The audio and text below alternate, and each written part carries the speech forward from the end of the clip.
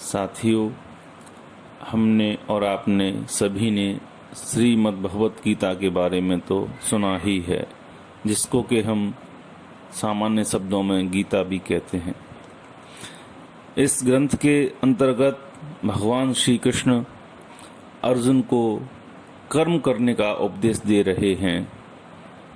यह घटना उस समय की है जब महाभारत के युद्ध के दौरान अर्जुन अपने सगे संबंधियों को देखकर यह कह उठता है कि मैं इनके विरुद्ध युद्ध नहीं करूंगा और इन पर शस्त्र नहीं चलाऊंगा।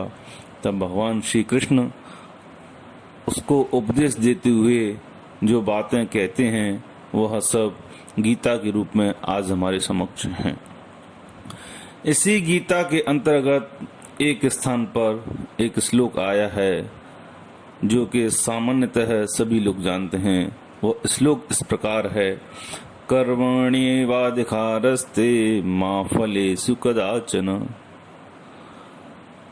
अब प्रश्न है कि इस श्लोक का सही अर्थ क्या है।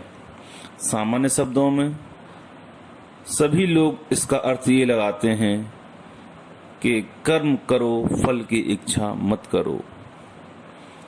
यह अर्थ एकदम निपट गलत है। हो सकता है आपको पहली बार सुनकर बड़ा आश्चर्य हो, बड़ा अटपटा लगे और गलत भी लगे कि ये मैं क्या कह रहा हूँ, लेकिन यह अर्थ एकदम गलत है।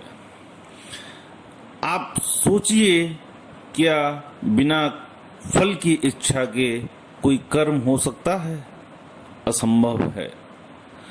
कर्म करने में ही यह छुपा हुआ है कि कर्ता किसी न किसी फल की इच्छा कर रहा है, भले ही वह मोक्ष की इच्छा क्यों न हो, इच्छा तो है। अतः कर्मण्येवाधिकारस्ते, इसका अर्थ यह है कि कर्म करने में तेरा अधिकार है, मां फलेषु कदाचन, लेकिन फल में तेरा अधिकार नहीं है। फल की इच्छा तो कर सकते हो और करनी चाहिए, क्योंकि बिना फल की इच्छा के कर्म होगा ही नहीं। किंतु फल क्या मिलेगा?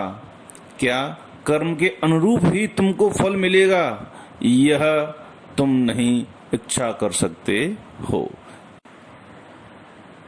आप ऐसी इच्छा ना करें कि कर्म के अनुरूप ही आपको फल मिले।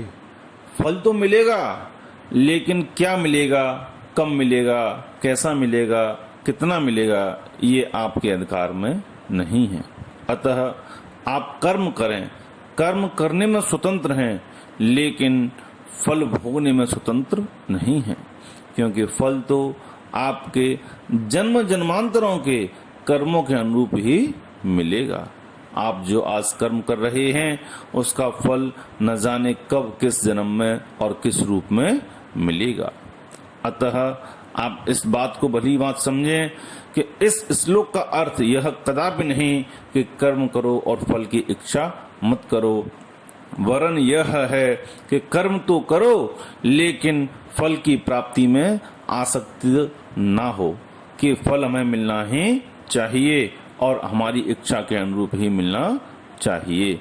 फल तो जैसा आप कर्म करेंगे उसका गुणा भाग लगाकर, उसका जोड़ घटाव कर कर, आपके जन्म जन्मांतरों का हिसाब लगाकर ईश्वर भगवान अपने अनुसार ही देंगे।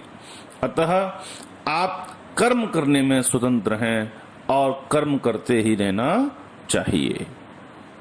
धन्यवाद।